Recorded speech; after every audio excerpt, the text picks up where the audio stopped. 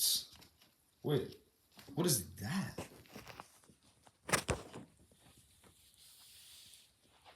Sir, are you okay? Do you know where you are? 99.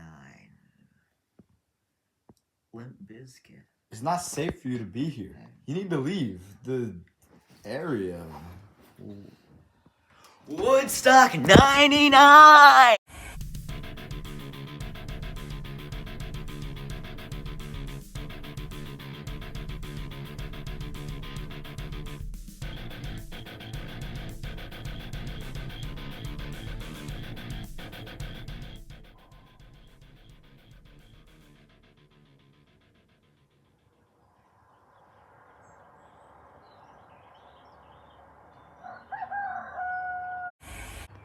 In the documentary, the visuals are chosen specifically to support the interviews. In largely linear, narrative-driven documentaries like this is a strategy that many opt for, like Blackfish. This strategy is particularly clever, given that it encapsulates the three keys of rhetorical arguments: ethos, pathos, and logos. It does the former by supplementing the emotional aspect of the interviewees. And it submits to the credibility by including at-events media. And it also is data in itself. A lovely trifecta. My favorite meal at first watch. Why? Why are you doing this? I am Alfred Mahon. I wrote The Influence of Sea Power Upon History. What?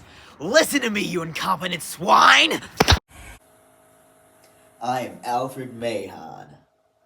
Trainwreck Woodstuck 99 was made by James Crawford and released in 2022. In it, he argues through a number of multi-perspective interviews, source-driven visuals, and insightful social observations that, due to many predictable and preventable factors, the ruinous festival's doom was inevitable. This is done so that such failure in the future is avoided, and to remind the people of the chasm that humanity so easily slides into. The intended audience is twofold, both those uneducated as to the festival and those who were in and around its debris when it happened. Précis and stuff. And I said, that is going to be the downfall of Woodstock 99. What you're looking at right there. Because these kids are not going to be happy. We're not taking good enough care of them. Boy, on a hot summer day, I'll tell you what really hits the spot. Ice cold Coca-Cola.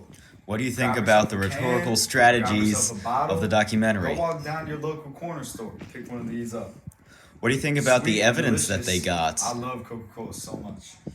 What do you think about the facts that they got testimony from the head honchos of the event? Love this stuff. They were the ones at fault. Absolutely amazing. Made with real sugar. Isn't it interesting that they got that as opposed to something like Blackfish? Tell you what, I love you some Coca-Cola. Isn't that an advantage of the documentary? People are all over here saying Pepsi's the best. No, what are you talking about? Coca-Cola.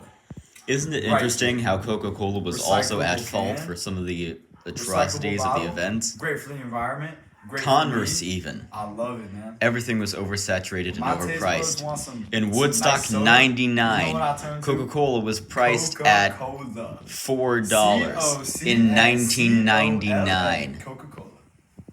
Money-making venture, all right?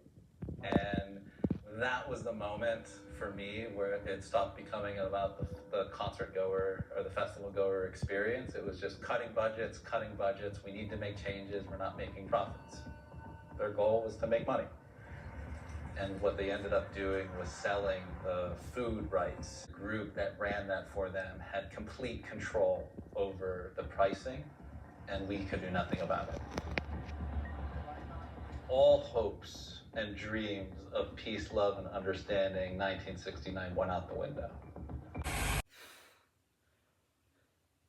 Trainwreck Woodstock 99 was made in 2022. 2022? Yes. And they didn't talk about the insurrection? Why would they, John D. Rockefeller? It's the same generation. The same people. The shaman guy with the fur was there. Don't you think they want to make a point about how easily the generation gets influenced by mob mentality? Well, I think The documentary is too vague. It doesn't say enough or leaves too much up to the audience that is proven to be irresponsible. Also, don't you think they'd have put more of an importance on the horror of the water and living conditions? They spent a whole day making mudslides. They were fun. They were... one of the documentary's most useful tactics for persuasion for people who are at the festival is its use of era-specific music. When you're presented with visuals from the festival, you get music around the time of and was performed at the festival. When you hear about and see Limp Bizkit, you hear the music of Limp Bizkit. This is a strategy uniquely applicable to the series, covering what it does, and it is pleasant too, as someone from outside the intended audience. This works on both audiences. But you can't hide. Yeah. Within the documentary, it is revealed that a lot of people involved here had to sign NDAs, non-disclosure agreements. Bro, where are you? And it was the lapse of which that allowed for such a documentary to be created. This is its exigence. I'm gonna find you. No, you won't.